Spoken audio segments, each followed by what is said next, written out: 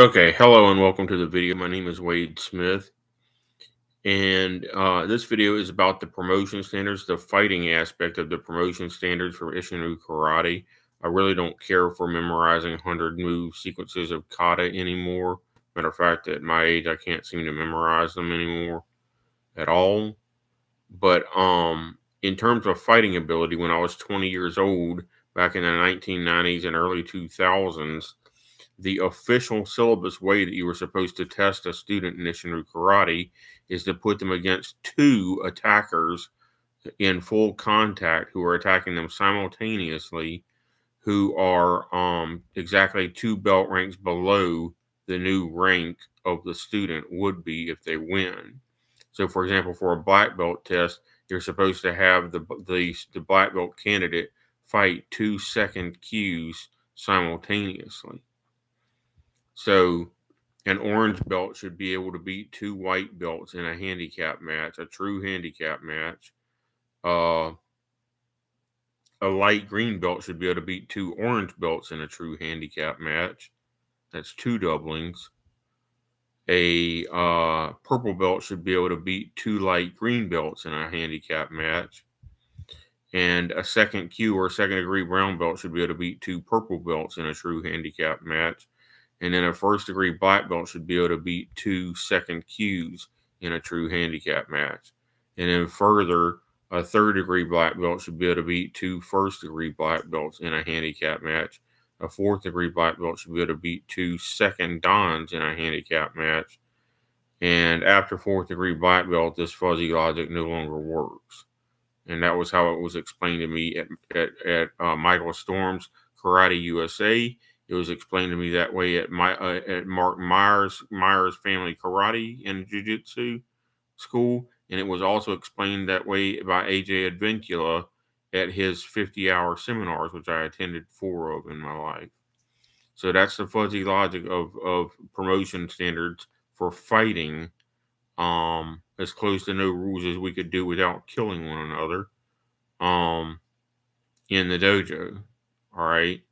Kata supposedly only made up 1/4 of the promotion test as a traditional and historical aspect of karate. The other 1/4 of the test was supposed to be your physical fitness, and which at the time I could do this, you had to be able to run a mile and a half in 9 minutes and 30 seconds.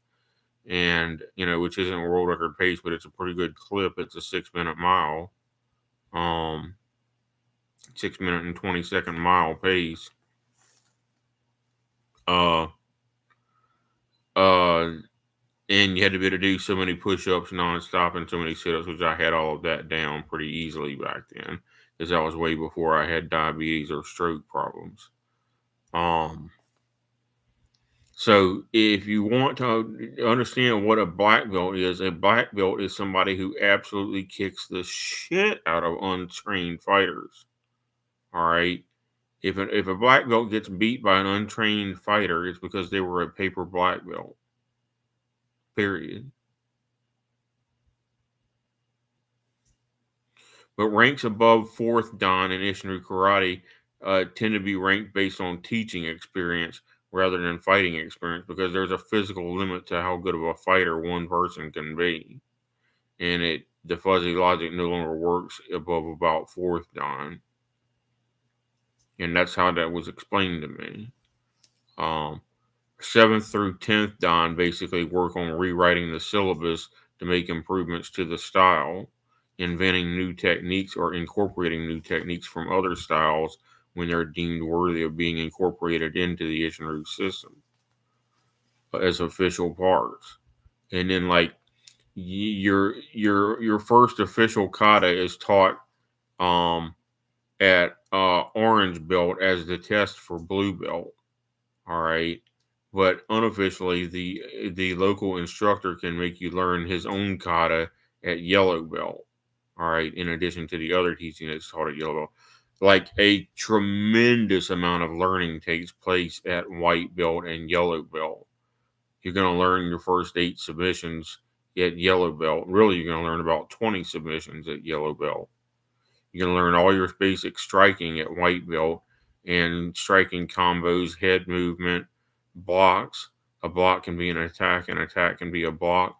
All of that is considered white belt level knowledge in Isshinryu Karate.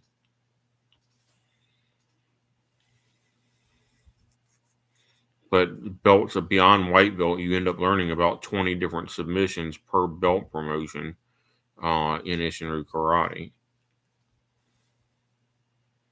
Because because Isshinryu Karate and Japanese Jiu-Jitsu are taught to you as one and the same thing in the dojo. All right. I think I made a long enough video discussing this, but if anybody doesn't believe me, tough luck. That's the way it works.